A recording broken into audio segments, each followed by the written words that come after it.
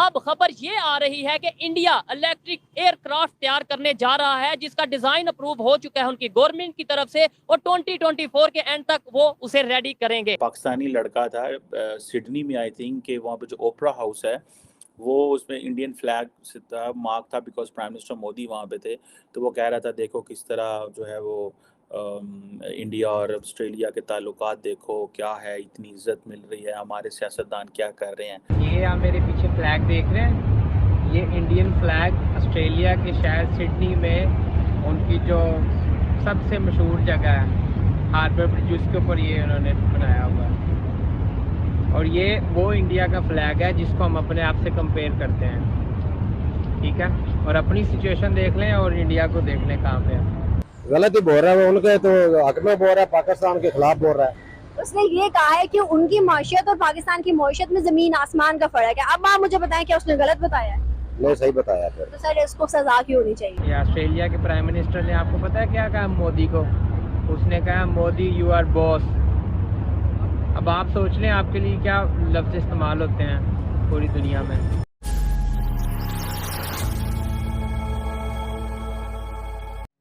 जय हिंद दोस्तों स्वागत है आप सभी का आपके अपने चैनल हिंदुस्तान के बोल में।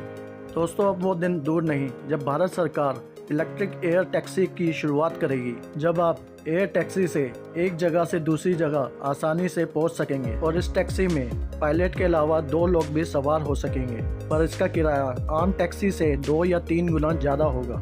कहा जा रहा है कि ये टैक्सी 2024 के अंत में या 2025 के शुरुआती महीनों में आ सकती है। और ये खबर जब पाकिस्तान पहुंची तो वहाँ की मीडिया और वहाँ के लोग हैरान हुए और उन्होंने माना कि भारत डेवलपमेंट की तरफ बढ़ रहा है। और ऑस्ट्रेलिया में रह रहे एक पाकिस्तानी ने अपने ही मुल्क पाकिस्तान को नसीहत दे डाली और उसने भारत का झंडा ऑस्ट्रेलिया में लहराता देख अपने ही देश की सरकार को कोसने लगा और उसने कहा कि हमें भारत से सीखने की ज़रूरत है। तो चलिए दोस्तों बढ़ते हैं आगे के वीडियो के लिए। वीडियो अगर आपको पसंद आए तो वीडियो को लाइक करें, कमेंट करें और इस चैनल को सब्सक्राइब जरूर करें। जय हिंद। खबर ये है कि जैसे अभी ये पाकिस्तान में भी फ्यूल का बहुत इशू रहता है, इंटरनेशनल लेवल पे फ्यूल का इशू रहता है। इंडिया ने पहले इलेक्ट्रिक बाइक बनाई, फिर इलेक्ट्रिक कार बनाई, मर्सिडीज बनाई जो 850 किलोमीटर ऑलमोस्ट जो है वो इलेक्ट्रिसिटी चार्ज पे चलती थी। अब इलेक्ट्रिक प्लेन वो बनाने जा रहे हैं जिसकी अप्रूवल उनकी गवर्नमेंट की तरफ से मिल चुका है, डिजाइन हो चुका है, 2024 में वो बना लेंगे। वो किधर को जा रहे हैं और हम किधर को जा रहे हैं? वेल इनफैक्ट ये तो आप मैन्युफैक्चरिंग इंडस्ट्री की बात कर रहे हैं, आईटी फर्म्स की अगर बात करें they are far beyond us. In fact अगर उनको इंडिया तो हम कंपैरिजन में ला ही नहीं सकते ना। You can't even think about that. सीख तो सकते हैं, we can learn it, but आप ये देखें जिस मुल्क ने 200 साल से सिर्फ वॉर्स ही देख रहा है, उसने आपसे पहले एक व्हीकल डेवलप कर लिया है। उसने अपने हमारे नेबर कंट्री अफगानिस्तान ने अपने अंदर एक प्रॉपर मैन्युफैक्चरिंग यूनिट लगा लिया है। We are not able to have a single manufacturing unit of any vehicle right now. ठीक हो गया, बांग्लादेश की आप बात कर लें, इसके अलावा और इवन मैं कहता हूँ आप चाइना की बात कर लें, हमारे से 2 साल बाद आजाद हुआ और आज हम उसके सहारे चल रहे हैं, डायरेक्टली कहें या इनडायरेक्टली कहें।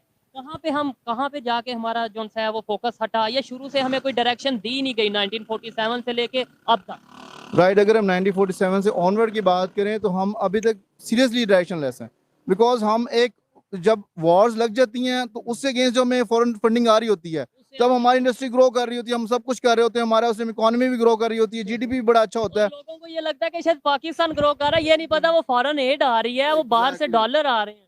ठीक है, वही देखें, अब ये रिसेंट जब हम देख रहे थे यार कि मुशर्रफ का दौर था तो बहुत इकोनॉमी ग्रो कर रही थी, तो हमें ये नहीं पता था कि $52 बिलियन इनफैक्ट उसने इन्वेस्ट किया अमेरिका ने हमारे साथ, तो उस दौरान वो हमें इकोनॉमी ग्रो करती हुई नजर आई। तो अब क्यों नहीं इन्वेस्ट कर रहा ना अमेरिका ना चाइना उस तरीके से? इवन सी पैक पे कभी काम रोक देता है, कभी फिर चला देता है, क्या वजह है? अब क्यों नहीं इन्वेस्ट कर रहा? पाकिस्तान तो अभी भी वही है। इनफैक्ट देखिए, हमें ना कोई डिफाइन करनी पड़ेगी अपनी boundaries, either we are with the China and Russia की उस ग्रुप में है, और आइदर विद द अमेरिका, या फिर हम न्यूट्रल, तीसरी ऑप्शन भी है। इवेंचुअली हम अपनी स्टेज ही डिफाइन कर पा रहे कि we are standing right now. तो ये हमारे लिए बड़ा डिफिकल्ट पॉइंट है कि हम अभी तक अपनी स्टेज ही डिफाइन नहीं कर पाए हैं। और हम जो एक डिप्लोमेटिक रोल प्ले करते थे 1970s में, देखें हम, आपका जो प्रेसिडेंट है वो ये कहता था, देखें we are smart people, we are showing that कि we have the nuclear power, but we are showing that we don't have the nuclear power, but actually we have. So ये हम वो स्मार्टली प्ले करते थे, लेकिन अब वो diplomatically हम नहीं प्ले कर पा रहे। ये 370-75 बिलियन डॉलर की इकोनॉमी थी जो श्रैंक हो गई है, जिधर श्रैंक कर गई है, और ये 9% नीचे आई है। लोगों की ऊपर जा रही है, हमारी नीचे जा रही है। आप इमेजिन करें कि इंडिया के जो रिजर्व बैंक ऑफ इंडिया के जो गवर्नर हैं शक्तिकांता दास साहब, वो अगले दिन मैं उनको पढ़ रहा था, देख रहा था, वो कह रहे थे कि जो हमारी इकोनॉमी है वो 7% पे ग्रो कर रही है, और इवन कि एग्रीकल्चर सेक्टर और बहुत सारी चीज़ें वो बता रहे थे। सो ये वो कह रहे हैं कि ये 7% पे जाएगी, ठीक है जी। और ये फाइनेंशियल ईयर तो ये जाएगी, अगले वो कहते हैं 7% पे इसको टच करना चाहिए। सो रिजर्व बैंक ऑफ इंडिया इतना क्लियर है कि ये 7% पे जाएगी, और पाकिस्तान इतना क्लियर है कि हमें पता है ये 0.3% इकोनॉमिक ग्रोथ रेट है। वो कोई बच्चा था मीडिया पे इज डूइंग, उसकी वो राउंड कर रही है वीडियो, कि पाकिस्तानी लड़का था सिडनी में, आई थिंक, कि वहाँ पे जो ओपरा हाउस है वो उसमें इंडियन फ्लैग से था, मार्क था, बिकॉज प्राइम मिनिस्टर मोदी वहाँ पे थे। तो वो कह रहा था देखो किस तरह जो है वो इंडिया और ऑस्ट्रेलिया के ताल्लुकात देखो क्या है, इतनी इज्जत मिल रही है, हमारे सियासतदान क्या कर रहे हैं। सो बेसिकली इससे डिमोटिवेशन होती है, मोटिवेशन नीचे आती है इस चीज़ों से, ये जो हरकतें हमारी लीडरशिप करती है और ये जो हम ये चीज़ें करते हैं। सो अब आप इमेजिन करें कि 0.3% इकोनॉमिक ग्रोथ जो उन्होंने वो कहते हैं जनाब कि ਅਸੀਂ ਇੱਥੇ जा रहे हैं, ठीक है जी। अब ये इमेजिन करें कि आप, हम कहते हैं जी कि वो जी लाइफ स्टॉक ख़त्म हो गया, वो जी फ्लड्स आ गए, वो जी फ़लानी चीज़ें हो गई, वो जी ये चीज़ हो गई, वो जी फ़लानी चीज़ हो गई।